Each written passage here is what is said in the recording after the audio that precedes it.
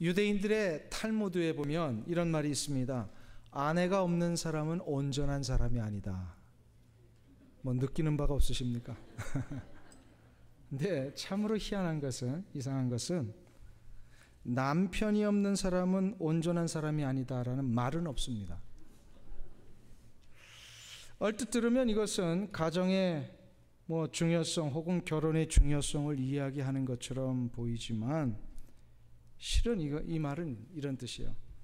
아내가 없다라는 것은 남자로서의 힘도 능력도 없는 부족한 사람이다. 이런 뜻이거든요. 그러니까 이게 어찌 보면 남자의 힘과 능력, 어떤 남자의 이 권위는 바로 결혼을 해서 아내를 얻는 것에 있고, 실은 우리가 지난주에 살펴보았듯이 아내를 얻고 결혼을 한다는 것은 자신의 힘의 상징이었어요. 그러니까 가만 보니까 이 탈무드의 얘기가 남성 위주의 아주 일방적인 이야기입니다. 결혼도 또 아내와의 이혼도 일방적인 남성의 입장에서 이것을 함부로 행했던 이런 남성 위주의 사고에서 나온 말. 실은 유대인들은 결혼을 철저히 남성 위주의 사고에서 생각하고 있었습니다. 원래 결혼은 어떤 것이라 그랬습니까? 하나님이 우리 인간을 창조하실 때 만들어 놓으신 아주 축복의 현장이며 하나님의 형상대로 남자와 여자가 동등하게 서로 존중되어야 될 축복의 공동체라 그랬습니다. 이 가정이에요. 그런데 유대인들은 이 창조의 질서와 원리들을 철저하게 무시해 왔어요. 여성들을 사람으로 여기지 않았고요, 하나의 남성들이 그냥 함부로 대할 수 있는 소유물처럼 취급을 했습니다. 이것은 결혼 후에도 그대로 나타납니다.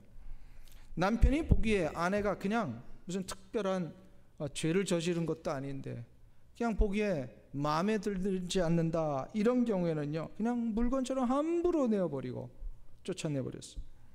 이렇게 버려진 여성들은 실은 그 당시에는 경제력이라는 것이 남성에게 있었기 때문에 이렇게 버려지면 먹고 사는 것이 너무 힘들고 어렵습니다. 그래서 생존을 위해서라도 다른 남자를 만나서 결혼을 해야 되는데, 만일에 이렇게 함부로 내버려진다는 것은요 결혼을 더 이상 못하게 만드는 거예요. 그래서 이런 일을 막기 위해서 모세가 이혼 증서를 써서 다른 남자에게 시집 갈 수 있도록 합법적으로 길을 열어주라 라고 하는 의미에서 신명기에서 이혼 증서를 써주라는 얘기였거든요. 근데 이거를 유대인들이 잘못 악용을 해가지고 어떻게 이용을 했냐면, 함부로 이혼 증서만 써주면 누구든지 남자가 원하기만 하면 그냥 이혼해버리고 여자를 버릴 수 있다. 이게 이제 그 당시 유대인들 사이에 만연되었던 생각이에요.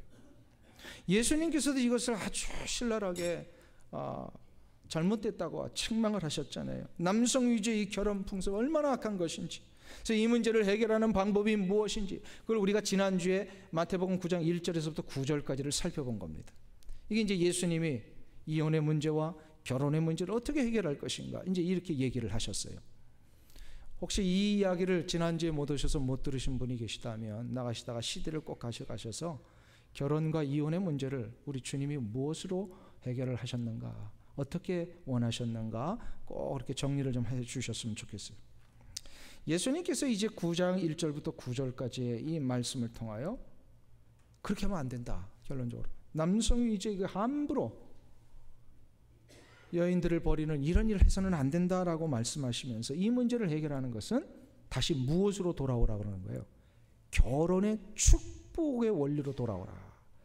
결혼이 얼마나 하나님이 마련해 놓으신 축복의 현장인지 이걸 알고 이 일로 자꾸 돌아오면 문제가 해결된다라고 말씀을 하셨어요. 자, 그럴 때에 이 말씀을 가만히 듣고 있던 제자들이 좀 불만이 생겼어요. 왜냐하면 제자들도 유대인들의 생각과 별반 다르지 않았거든요.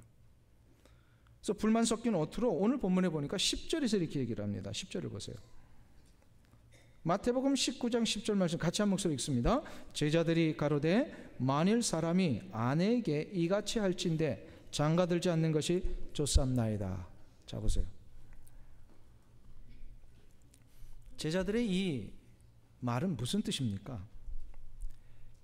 주님이 말씀하신 대로 함부로 여자도 버릴 수 없고 하나님의 형상대로 동등한 인격자로 존중해 줘야 되고 결혼이라는 이 축복 속에서 우리가 가야 한다면 이건 책임이요 부담 아닙니까? 이런 얘기를 하는 거예요. 결혼이 만일에 그런 책임과 부담을 가져야 하는 것이라면 차라리 홀가분하게 혼자 사는 게 낫겠습니다. 이 이야기를 했어요. 이런 이야기가 실은 2000년 전에만 있었던 게 아니고 이 시대도 있습니다. 이런 이야기 하는 사람들이 있어요, 없어요?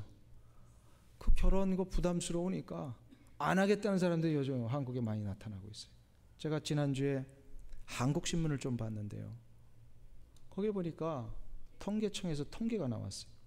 한국 사회에 지금 새로운 이 그룹이 막 형성되는데 그 소위 미혼족이라는 그룹이 일어난대요. 미혼족. 결혼을 안 한 사람들이 굉장히 많아지는 거예요.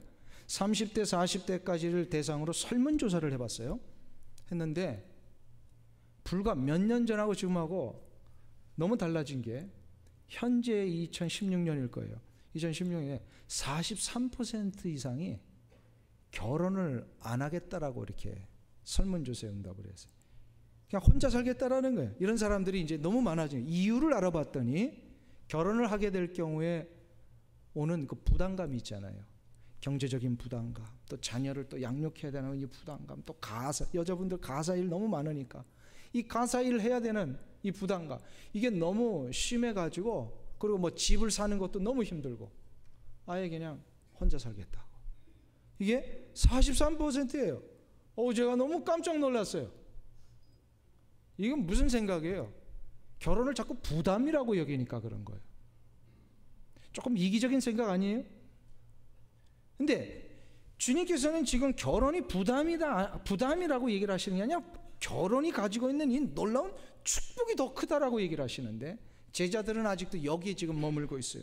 예수님, 그런 부담되는 일이라면 우리 차라리 혼자 사는 게 낫지 않습니까? 참으로도 제자들조차도 이기적인 생각을 갖고 있었어요. 이런 대답을 할 때에 주님께서 제자들을 향하여 다시금 말씀을 하시는 거예요. 그때 말씀이 11절과 12절에 나옵니다. 한번 보세요. 11절 12절 말씀 같이 한 목소리 읽습니다. 예수께서 가라사대 사람마다 이 말을 받지 못하고 오직 타고난 자라야 할지니라. 어미의 태로부터 된 고자도 있고 사람이 만든 고자도 있고 천국을 위하여 스스로 된 고자도 있도다. 이 말을 받을 만한 자는 받을지어다. 자 보세요. 예수님의 이 말씀의 핵심이 뭐라고 생각하십니까? 제자들 향하여 이렇게 얘기를 하시는 거예요.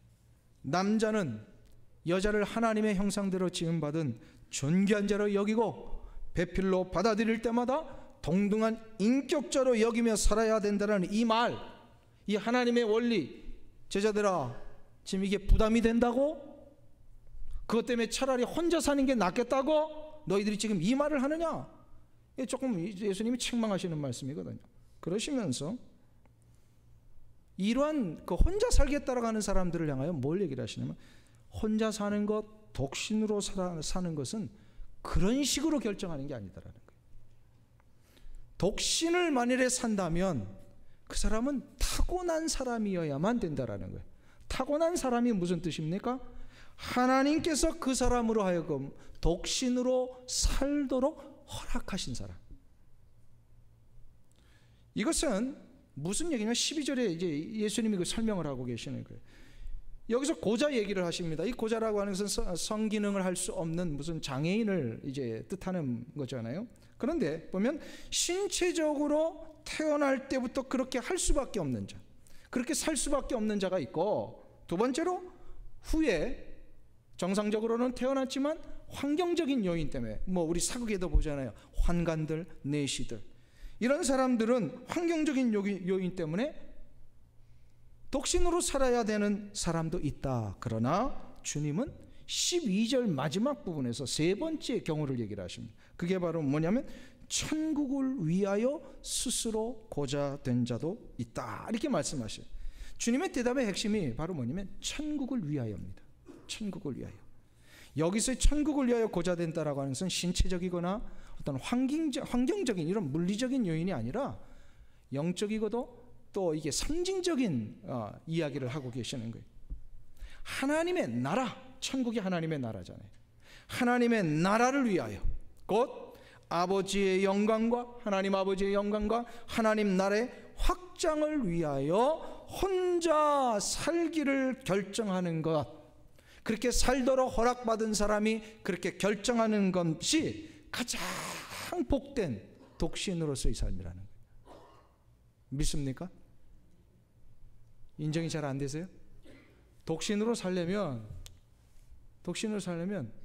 이 확신이 있어야 돼요. 하나님의 나라를 위하여, 하나님의 거룩하신 복음의 확장을 위하여 혼자 살아야 되겠다. 이렇게 결정하는 사람이 가장 복되고 중요한 결정이라는 거예요. 그러면 주님께서 지금 이 말씀을 통하여서 우리에게 주시고자 하는 독신의 문제가 어떻게 정리될 수 있을까? 성경을 다 이렇게 이제 보면서 종합적으로 정리해 보면 세 가지 원리를 우리가 알 수가 있습니다. 첫 번째로, 독신의 삶은 하나님이 허락하신 은사라는 겁니다. 한번 따라하겠습니다. 독신은 하나님이 허락하신 은사이다. 고린도전서 7장을 우리 한번 보겠습니다. 고린도전서 7장 1절부터 보시면 사도 바울이 독신과 결혼의 문제를 이렇게 정리해 주고 계십니다.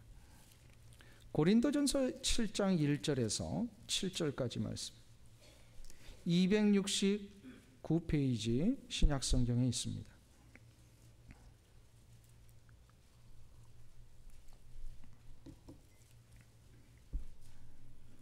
고린도전서 7장 1절부터 7절까지 말씀을 우리 한 절씩 교독하기를 원합니다. 제가 먼저 읽겠습니다. 너희의 쓴 말에 대하여는 남자가 여자를 가까이 아니함이 좋으나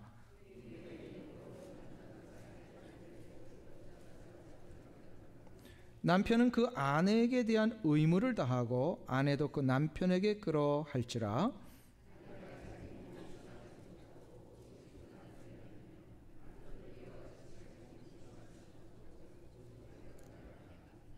서로 분방하지 말라. 다만 기도할 틈을 얻기 위하여 합의상 얼마 동안은 하되 다시 합하라. 이는 너희의 절제 못함을 인하여 사단으로 너희를 시험하지 못하게 하려 함이라. 같이 읽습니다. 나는 모든 사람이 나와 같기를 원하노라. 그러나 각각 하나님께 받은 자기의 은사가 있으니 하나는 이러하고 하나는 저러하니라. 지금 사도 바울이 결혼과 독신의 문제를 이제 같이 말씀하고 계세요. 그런데 결혼, 독신, 이거를 동일한 위치에 놓고서 권면을 하는 겁니다. 즉 다시 말하면 결혼은 옳고 독신은 잘못됐다라고 말씀하는 것도 아니고요, 독신만이 옳고 결혼은 잘못됐다, 본인이 독신이잖아요. 그렇게 독신이 옳다, 결혼은 잘못됐다, 그렇게 얘기를 하시는 것도 아니에요. 지금 이 본문에서 보면 7절에서 보면 결혼도 독신도 각각 은사대로 하는 것이다, 이렇게 얘기를 하는 거예요. 각각 받은 은사가 따로 있다는 거예요. 즉 결혼의 은사를 받은 사람이 있고 독신의 은사를 받은 사람이 있습니다. 결혼의 은사를 받은 사람은 남편이 되고 아내가 되어서 하나님의 거룩하신 뜻을 부부가 함께 이뤄가는 것, 이것이 얼마나 소중한 것인지, 그것이 얼마나 놀라운 가치가 있는 것인지를 그가 가슴에 품고 살아갈 수 있는 사람, 부부가 함께 합력해서 하나님의 뜻을 이뤄가는 게 너무 이게 복되고 중요한 것이다 라고 하는 생각이 있는 사람들은요, 결혼을 어떻게 해야 된다? 해야 된다는 거예요. 이게 결혼의 은사를 받은. 그러면 독신의 은사를 받은 사람은 어떤 사람이냐? 혼자 사는 것에 별로 불편을 느끼지 않으면서도, 그래서 이성에 대하여 충동을 받지 않으면서도 하나님의 거룩하신 일을 이루어 가는데 그 독신으로 사는 자만이 할 수 있는 그 일에 아주 매진하는 사람, 이런 사람이 이제 독신의 은사를 받았다라는 거예요. 우리 주위에 보면 그 독신의 은사나 이런 거 받은 사람들은 어릴 때부터 보여집니다. 예를 들어서 티네이저 때 언제 나는 결혼할 거야 이런 생각으로 가득 찬 사람, 이런 사람은 독신의 은사가 있을까요, 없을까요? 티네이저 때부터 나는 이제 결혼은 내가 20대 한다, 뭐 30대 한다, 이거 준비하면서 사는 사람, 독신의 은사가 있어요, 없어요? 없는 사람이에요. 없는 게 분명해요. 그 대표적인 사람이 하나 있어요. 누군지 아세요? 바로 접니다. 저는요, 중학교 때부터 결혼의 배우자를 위해서 기도를 했어요. 이제 어떤 그 집회인지는 잘 모르겠는데 어느 집회를 한번 갔는데 그 강사님이 어릴 때부터 배우자를 위해서 기도하라는 그 말이 저한테 어린 심정이지만 그게 들어왔어요. 그래서 중학교 때부터 기도를 했어요. 가만 보니까 지금 와서 역시 저는 독신의 은사는 없는 사람이에요. 독신의 은사는 없어요. 저 근데 가만히 우리 주변에서 보면 이성에 별 관심도 없는 분들, 그런데도 혼자 사는 것을 불편해하지 않는 분들, 근데 이것을 전혀 외로워하지도 않는 분들이 있어요. 가만 보면.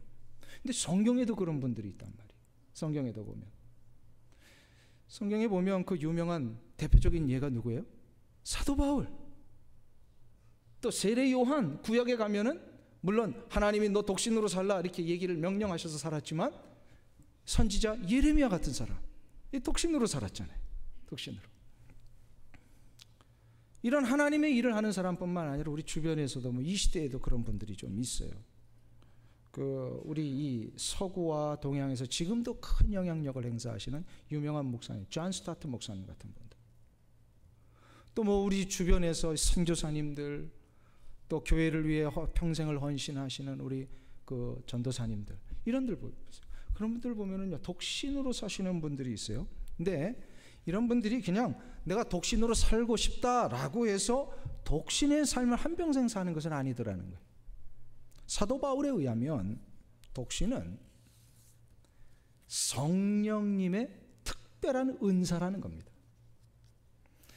하나님께서 그의 인생에 성령의 역사로 독신의 은사를 주실 때에 그분이 독신으로 한평생을 살 수 있게 되더라는 거예요. 그러면 한 가지 이제 질문이 일어납니다. 내게 독신의 은사가 있는 건지, 아니면 아직도 결혼할 상대를 못 찾아서 혼자 사는 건지, 이제 이런 질문이 일어날 수 있잖아요. 그러니까 나한테 독신의 은사가 있는지 없는지를 어떻게 점검하느냐 이 말입니다. 이 부분에 대하여 결혼 상담가들과 많은 이 전문가들이 지금까지 여러 가지 많은 기준들을 이렇게 이제 우리 가운데 제시를 했었어요. 근데 그런 많은 분들의 여러 가지 기준들을 가만히 살펴보니까 모두에게 공통적으로 하는 한 가지 그 특이한 점이 있습니다. 그 모든 제 기준들 가운데. 그게 바로 뭔가 그랬더니요, 기쁨입니다. 기쁨. 무슨 기쁨입니까? 독신자들에게는 기쁨이 하나 있는데, 이분들은 혼자 살아도 주님과의 만남과 사귐이 너무 놀랍기 때문에 그 주님과의 사귐에 대한 이 기쁨이 아주 넘쳐나는 거예요. 이분들. 이것이 너무 크니까 별로 이성에 관심 갖지 않아요. 조금씩 뭐 외로울 때도 있지만 이게 다 극복이 돼버리는 거예요. 이런 마음이 자꾸 생기면 이분은 독신의 은사를 받았다고 해도 틀리지 않습니다. 그래서 이제 우리 교회가 후원하고 있는 우리 선교사님들을 한번 보세요. 독신 선교사님들이 꽤 많아요. 우리 교회 협력하는 선교사님들. 그 대표적인 예로 수년 전에 이제 선교하다가 돌아가신 이길자 선교사님 아시죠? 우리 이길자 선교사님 맞죠? 이분 독신으로 사신 거. 네. 이길자 선교사님. 또 우리 지금 인도네시아 파송 받으신 유병순 선교사님. 또 그 옆에서 인도네시아 그 옆쪽에서 선교하시는 김화수 선교사님. 또 저 사우스 아프리카에서 남아공화국에서 지금 선교하시는 신성자 선교사님. 이분들이 다 독신이세요. 독신이세요. 근데 더 희한한 일은 다 여자분들이시라는. 남자들이 독신으로 사는 건 이거 참 힘들어요, 보기가. 근데 여자분들이 독신으로 많이 사세요. 무슨 얘기야? 남자보다 여자가 더 강해요. 여자분들 얼마나 독한지 몰라요. 그 모든 거 다 이기고 혼자 그냥 꿋꿋하게 얼마나 강인한지 몰라요. 제가 여자분들이 강하다는 거 찜질방 가서 알았어요. 남자들은 찜질방 뜨거운 데 들어가면 10분도 못 견디는데 여자분들은 거기 누워가지고 1시간 동안 주무시더라고. 어떤 분이 그러더라고요. 남자는 흙으로 만들어서 그렇고 여자는 뼈로 만들어서 그렇다. 근데 우리 교회 협력하는 이 여자 선교사님들 보면 굉장히 강하세요. 굉장히 강해요. 제가 놀랬어요. 가서 봤더니 무슨 여자 특수부대 전사들 같아요. 그래서 제가 어떻게 저분들이 1, 2년도 아니고 김하수 선교사님 벌써 20년 넘게 30년 가까이, 유병순 선교사님도 거의 20년 가까이 이렇게 그 선교지 가셨잖아요.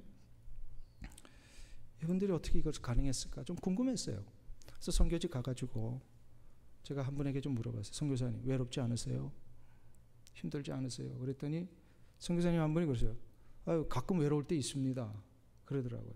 그런데 그 대답 후에 뭘 얘기를 하시냐면, 외롭지만 그냥 이 주님에 대한 사랑이 막 그렇게 막 감격적으로 막 일어나니까 그게 그냥 금방금방 묻혀버리고 금방금방 없어진다는 거예요. 그러면서 그 주님에 대한 사랑과 주님에 대한 이 교제 속에서 일어나는 이 기쁨과 감격이 현지인들을 섬기는 일로 막 나아가고, 이 현지인들을 섬기는 일에 막 바빠지고 이러니까요. 뭐 외롭고 뭐 이런 거 이게 생각할 겨를 없이 그냥 막 시간이 벌써 10년 갔네요, 20년 갔네요, 그러시더라고요. 그래서 제가 그때 알았어요. 이 기쁨이 있을 때 독신이 가능하구나. 이 기쁨이 있을 때만이 독신의 삶을 한평생 살 수가 있구나. 제가 그때 알았어요. 독신은 은사다. 독신은 은사예요. 주님과의 사귐 때문에 다른 이상에 관심이 가지 않으면서도 이 주님과의 깊은 영적인 관계에서 오는 그 내면의 기쁨, 이 감격, 이것이야 다른 모든 것을 다 덮어버릴 수 있더라고요. 이거구나. 독신은 은사입니다. 그러니까 이게 안 되면 나중에 그 어떤 분들은 보면요, 독신인 줄 알았다가 좋은 사람 만나면 결혼하세요. 그러니까 결혼이 늦어진다고 해서 그게 독신이 아니고요. 이 독신은 아주 특별한 은사예요. 특별한, 처음부터 이것이 있어야 돼요. 다시 한번 정리합니다. 독신은 하나님이 허락하신 은사다. 그럼 두 번째 원리가 있어요. 독신의 은사는 다른 은사와 합쳐질 때 더 큰 유익과 기쁨이 일어나더라. 한번 따라해 보실까요? 독신의 은사는 다른 은사와 합쳐질 때 더 큰 유익과 기쁨이 있다. 우리 빌립보서 1장 18절 한번 보겠습니다. 빌립보서 1장 18절. 318페이지 제가 가지고 있는 성경으로 318페이지 빌립보서 1장 18절 한번 보세요.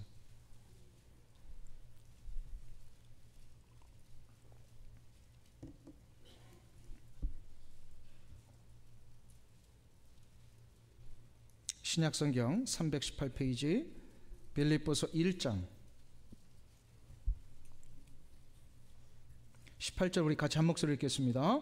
그러면 무엇이뇨? 외모로 하나 참으로 하나 무슨 방도로 하든지 전파되는 것은 그리스도니 이로써 내가 기뻐하고 또한 기뻐하리라. 자, 아까 독신의 은사 가운데는 이 기쁨이 일어난다 그랬죠.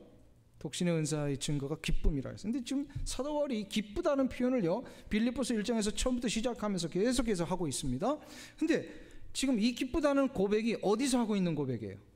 이 빌립보서를 어디서 썼어요? 로마 감옥에서 썼습니다. 로마 감옥에서 빌립보 교회 성도들에게 보낸 이 옥중 서신이에요.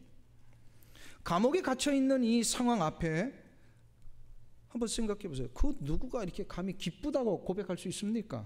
뭐 사람들 앞에 좀 잘 보이려고 가식적으로 할 수는 있을지 몰라요. 근데 사도 바울의 이 기쁘다는 표현은요, 저는 가식일 수 없다라고 봅니다. 이건 진짜라고. 왜요? 이 성경에 기록되어 있잖아요. 어떻게 성경에 기록된 그 표현들이 가식이나 거짓이 들어갈 수 있습니까? 저는 이 바울의 고백이 진짜라고 생각을 합니다. 왜요? 성경에 쓰여진 거니까. 자, 그렇다면 바울이 지금 진짜로 기뻐했다는 얘기인데 무엇 때문에 기뻐했습니까? 바울이 이 상황에서 우리가 읽지는 않았지만 빌립보서 1장에서부터 쭉 내려오다 보면 바울이 한 가지 때문에 기뻐한 거예요. 비록 자기는 감옥에 갇혀 있지만 감옥 바깥에 있는 사람들이 복음의 역사를 위해 내 복음을 들고 나가겠습니다 하는 사람들 막 일어나고 있는 거예요. 복음의 사역자들이 세워진 것이 너무 기쁘다는 거예요. 근데 이 복음의 사역자들이 세워진 게 두 부류의 사람들이 있었어요. 한 부류의 사람은 사도 바울을 존경하고 안타까워하는 사람들 가운데 이 사도 바울이 이 감옥에 갇혔으니까 그 바울의 그 복음의 역사를 우리가 이어받아서 우리라도 대신 복음을 전하러 나가자. 그래서 좋은 의도에서 복음 전파자로 막 나가는 사람들이 있었어요. 근데 또 한 부류의 사람들은 좀 악한 의도예요. 바울에 대해서 시기와 질투가 강했어요. 못마땅하게 생각했어요. 그래서 사도 바울이 복음 때문에 감옥에 갇혔다는 소식을 듣고 잘 됐다. 사도 바울만 복음 전파자냐? 우리는 그거 못할 줄 아느냐 하면서 시기와 질투심으로 내가 복음 들고 한번 나가 보겠다라고 하는 부류의 사람들이 있었다라는 거예요. 그런데 놀라운 사실은 사도 바울이 이 두 부류의 사람들을 다 기뻐했다는 거예요. 이게 가능할까요? 왜 어떻게? 자기를 시기하고 질투하는 사람들이 복음 들고 나가니까 이것도 기뻐할 수 있는데 이게 어떻게 됐을까요? 복음의 전파가 자신의 인생의 최고의 사명이었으니까. 자기를 밟고 일어서라도 복음이 전파될 수만 있다면 난 기뻐할 수 있다. 와, 이건 놀라운 은사입니다. 사도 바울이 이 탁월한 은사가 있었어요. 자기가 찢겨지고 자기가 상해질지라도 복음이 전파되는 일에 사람들이 일어나기만 한다면 자기는 기뻐할 수 있다는 거예요. 이거는 특별한 은사입니다. 특별한 은사예요. 이것이 어떻게 가능했느냐 이 말이에요. 독신의 은사, 자신이 받은 사도 바울이 독신의 은사에 복음을 위해 사람을 세우는 이 은사가 사도 바울의 인생에 더해졌기 때문에 그렇습니다. 독신의 은사가 그 독신 자체로 끝나버리면 자기만을 위한 기쁨에 머물게 됩니다. 그런 경우에 나타나는 극단적인 현상이 뭐냐면 수도원주의입니다. 다 제해버리고 그냥 혼자 은둔 생활 해버리는 거예요. 물론 이런 은둔 생활, 수도원 생활도 필요할 때가 있긴 있습니다만 하나님께서 그분에게 독신의 은사를 주실 때는 그렇게 그냥 은둔하며 홀로 머물라고 주시기보다는 그런 독신의 기쁨과 능력이 하나님의 나라를 위해 쓰임받기를 원하셔서 주실 때가 더 많아요. 그러니까 독신의 은사는 가만 보세요. 독신의 은사를 받으신 분들은요, 하나님의 나라를 위해 쓰임받을 수 있는 특별한 은사가 늘 같이 따라가요. 그분에게. 이걸 발견할 줄 알아야 돼요. 하나님이 이것을 발견해서 그분이 독신의 은사와 함께 하나님이 또 다른 은사를 주신 그 은사를 가지고 더욱더 크게 기쁨과 감격으로 하나님의 나라를 위해 살기를 원하시는 거예요. 그 독신의 은사는요, 꼭 점검해 봐야 돼요. 하나님이 내게 또 다른 은사를 분명히 무엇일까? 존 스타트 목사님 아까 말씀드렸죠. 이분이 한평생을 독신으로 사신 분입니다. 근데 이분에게는요, 독신의 은사뿐만 아니라 아주 탁월한 또 다른 은사가 하나 있었어요. 그게 바로 책을 쓰는 은사와 강연하는 은사가 있어요. 이분이. 보통 사람들 같으면 책을 1년에 한 권 쓰는 것도 굉장히 어렵습니다. 그게 쉬운 일은 아니거든요. 근데 이분은요, 이거 저도 들은 얘기인데 어느 한 해에는요, 책을 50권을 쓰셨대요. 오, 어메이징. 한 해. 그럼 거의 한 달에 한 3권, 4권씩 쓰셨다는 얘기예요. 어떻게 그렇게 쓰실 수가 있을까? 더 놀라운 사실은 이분이 1년의 생활 속에 자기 집에서 강연과 또 이 티칭 때문에 나가 계시는 것이 1년에 3분의 2 이상을 나가 계신대요. 한번 보세요. 이분이 독신으로 살면 이게 가능할까요? 이렇게 가정을 이루는 분이 1년에 50권 책 쓰고 3분의 1을 나간다. 가정 파탄납니다. 이거는 가정을 이루는 사람이 이건 못해요. 그건 독신만이 할 수 있어요. 그러니까 존 스타트 목사님이 그 본인에게 주신 이 독신의 은사인데 자기에게 또 특별히 더해진 은사가 있다는 걸 아신 거예요. 글을 쓰고 그 다음에 강연을 하면서 이것이 합쳐지니까 얼마나 놀라운 역사를 이루었는지요. 이분의 쓰신 책에 저를 비롯해서 동서양을 막론하고 목사님들의 서재에 이분의 책이 안 꽂혀 있는 분이 없을 정도예요. 얼마나 책을 많이 썼어요. 특별히 목회자와 설교자와 신학자들에게요, 이 시대의 정치적이고 또 윤리적이고 도덕적인 그런 문제들을 말씀으로 어떻게 할 것인가 아주 정확한 기준들을 많이 제시하신 분이에요. 존 스타트 목사.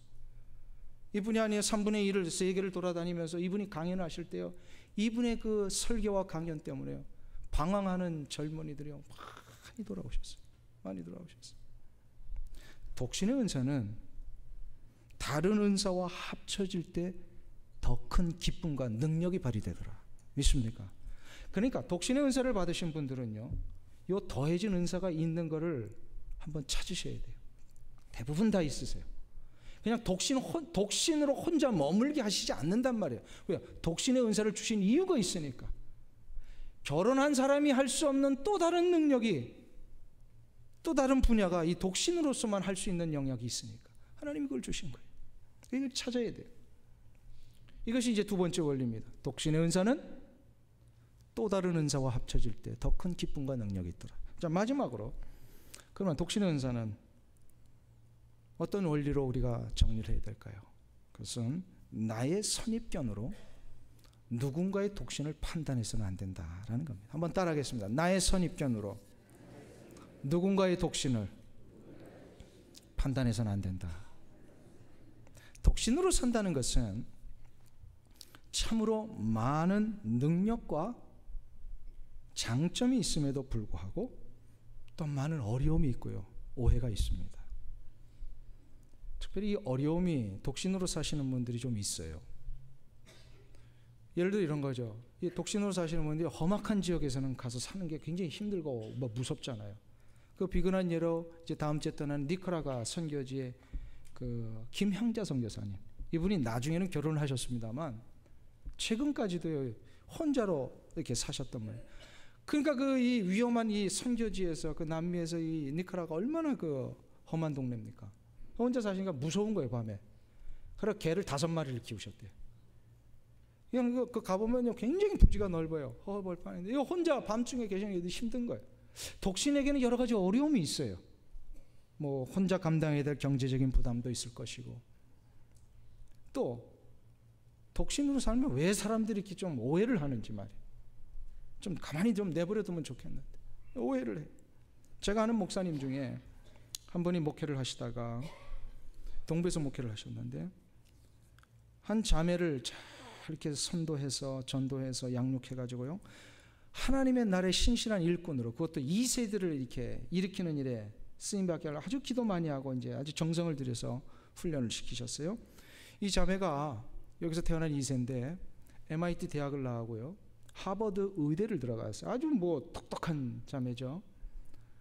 근데 이분이 그 목사님의 가르침대로 이 2세들을 좀 훈련시키는 것에 대한 이 소명을 받고서 그 마음이 간절해서 그 지역, 보스턴 지역에 있는 한 한인교회 중고등부 사역자로 들어갔어요. 이 사역자로 그걸 열심히 하고 있는 줄 알았는데, 어느 날 보스턴에서 이 목사님이 이 자매를 우연히 만났는데, 목사님을 만나자마자 자매가 하소연을 하는 거예요. 그 한인교회 성도들이 자기만 보면 자꾸 왜 시집 안 가느냐고 그렇게 자꾸 물어보더라는 거예요. 이 한두 번 물어보면 괜찮은데 그거 자꾸 물어보면 어떻게 됩니까? 그거 힘듭니다. 이게 한 번은 걱정하는 의미에서 물어봐도 되지만 이거 자꾸 물어보면 안 된단 말이에요.